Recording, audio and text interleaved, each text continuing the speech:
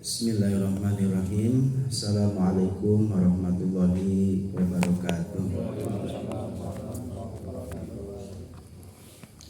Alhamdulillah, alhamdulillahilladzi hadana lihada wa ma kunna linahtadiya laula an hadanallah. May yahdihillahu fala mudhillalah wa may yudlilhu fala hadiyalah. Asyhadu an la ilaha illallah wahdahu la syarikalah wa asyhadu anna Muhammadan abduhu wa rasuluh. Allahumma shalli wa sallim ala sayyidina wa maulana Muhammad ibn Abdillah wa ala alihi wa sahbihi wa mawala amma ba'da. Faqala ta'ala bi kitabihil karim wa huwa asdaqul qailin. A'udzu billahi minasyaitonir rajim. Bismillahirrahmanirrahim. Fa idza qudiyatis sholatu fantashiru fil ardi wabtagu min fadlillahi wazkurullaha la'allakum tuflihun. Al-ayah wallahu a'lamu bimuradih. Jamaah hadirin rahimakumullah, segala puji kita panjatkan kehadirat Allah Subhanahu wa taala yang mana telah mengumpulkan kita semua atas izinnya. Mudah-mudahan perkumpulan kita senantiasa ada dalam rahmat lindungan dari Allah Subhanahu wa taala. Amin ya rabbal alamin. Salawat beserta salamnya Allah semoga selalu tercurah limpahkan keharibaan baginda alam habibana wa nabiyana kanjeng Nabi besar Nabi Muhammad sallallahu alaihi wasallam. Para hadirin jamaah ma'asyiral muslimin rahimakumullah, tugas seorang suami di dalam berkeluarga ini sangatlah besar sekali. Mengapa dikatakan sangat besar? Seorang suami mempunyai kewajiban untuk memberi nafkah keluarganya. Nah, oleh karenanya setiap tetesan-tetesan keringat yang menetes dari tubuh kita dikarenakan susah dan payahnya kita mencari rizki untuk nafkah keluarga, untuk menutupi kebutuhan keluarga, ternyata ini dicatat sebagai amal ibadah oleh Allah Subhanahu wa ta'ala. Setiap tetesnya itu dicatat amal ibadah. Bahkan itu menjadikan salah satu daripada pelebur atau kiparat dosa-dosa baik yang disengaja atau yang tidak disengaja. Tentunya dosa-dosa yang kecil. Kalau dosa yang besar tetap harus melewati jalan taubat. Jamaah hadirin masyarul muslimin rahimakumullah, dulu di zaman Rasul ada kisah ketika waktu sholat Jumat datang pedagang. Jadi ketika sholat Jumat di masjid, ya, sebelum sholat Jumat khutbah, datang pedagang dari luar daerah. Nah kemudian ketika datang pedagang dari luar daerah, ini jamaah sholat Jumat keluar masjid sambil menyambut para pedagang tersebut. Jadi kebiasaan kalau ada pedagang datang karena kebutuhan tidak ada di tempat itu dan kebutuhannya dibawa dari luar, mereka menyambut dengan sukacita.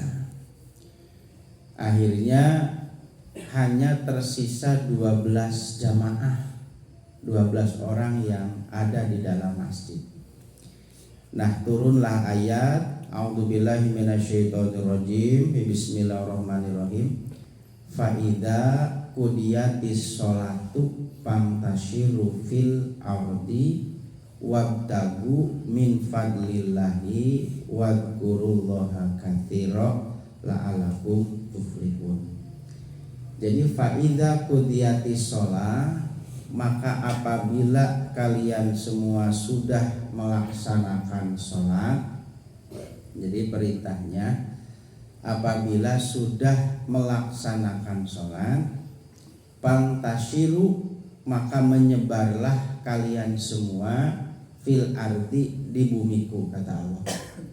Jadi setelah melaksanakan sholat, melaksanakan kewajiban yang sifatnya langsung dengan Allah, maka silahkan menyebar, berhamburan di atas bumiku dengan profesi masing-masing.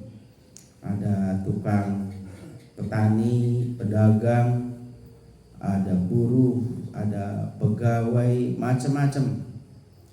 Kemudian apa tujuannya menyebar di bumiku, kata Allah, wabtagu min fadlillahi, maka carilah karuniaku. Carilah karuniaku. Jadi karunia Allah Subhanahu wa taala ini disebar di mana saja, maka dicari. Jadi harus mau obah gitu ya. Harus ada kemauan, harus ada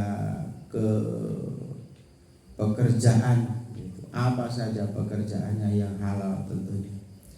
Tapi Allah pesan wazkurullaha katsira. Wazkuru, kemudian jangan lupa kalian untuk selalu mengingat Allah Subhanahu wa ta'ala. Wazkurullaha katsira, sebanyak-banyaknya. Jadi bahasa zikir teh kan ingat, eling ya. Itu bukan hanya di dalam masjid para bapak sekalian. Bukan berarti kalau begitu mah saya nggak ke masjid lah zikirnya, bukan begitu. Artinya di luar masjid pun kita bisa berzikir, bisa mengingat Allah Subhanahu wa ta'ala, bisa mengingat, tapi ya di dalam hati gitu. Jadi ketika panasnya Masya Allah kan, ketika di ladang panasnya luar biasa, jangankan di ladangnya, di rumahnya panas. Ketika butuh, kalau tidak kerja, tidak punya pendapatan, kerja seperti ini capeknya gitu.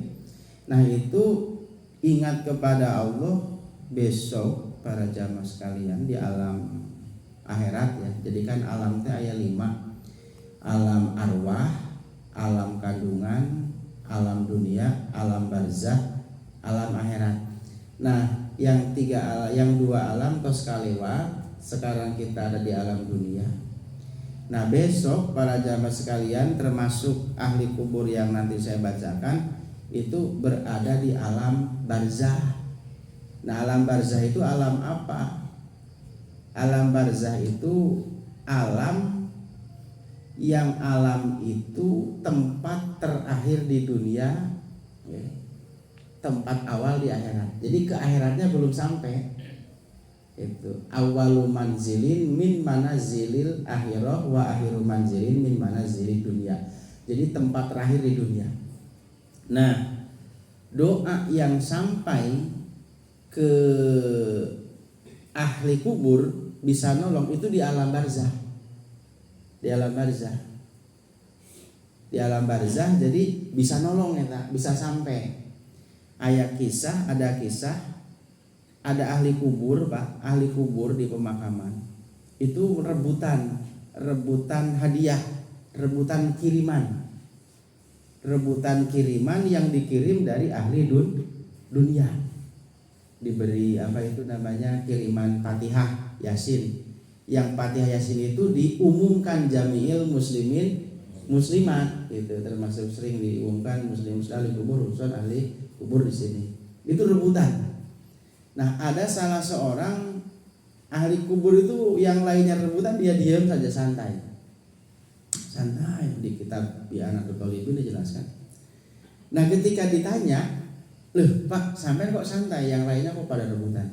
Nah, si bapak ini tersenyum, "Alhamdulillah, saya selalu dikirimi oleh anak saya setiap malam Jumat berupa bacaan surah Yasin. Itu.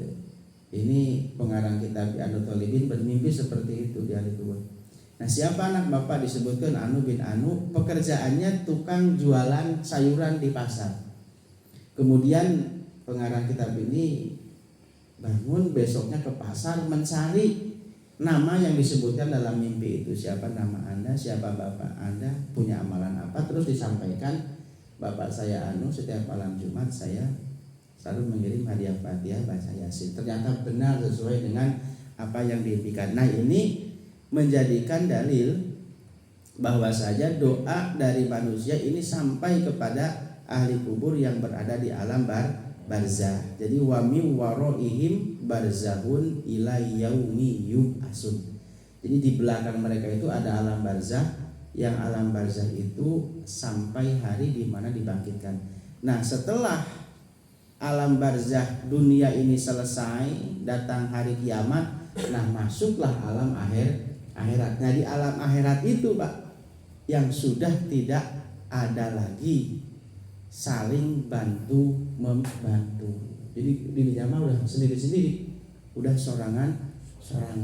Dalilnya mana? Silahkan dilihat di dalam Al-Qur'an. Di situ ada yauma yafirul mar'u min akhi wa ummihi wa abi wa sahibatihi wa bani. Jadi semua manusia akan lari dari ibunya, dari bapaknya, dari anaknya, dari saudaranya, dari tetangganya, pokoknya melompat, nggak mau. Mengapa lari? Takut dipintai pertanggung jawaban. Likul limriin yauma idzin sya'nu yughni. Setiap manusia pada hari itu sibuk untuk memikirkan diri sendiri. Nah, ini makanya para jamaah sekalian, bagi para bapak yang ingat, ya Allah, capek, panas, diingatkan kepada besok, kepada hari akhirat. Jadi jika dibandingkan, ini belum ada bandingan apa-apanya. Nah, ini menjadi obat bagi kita sekalian.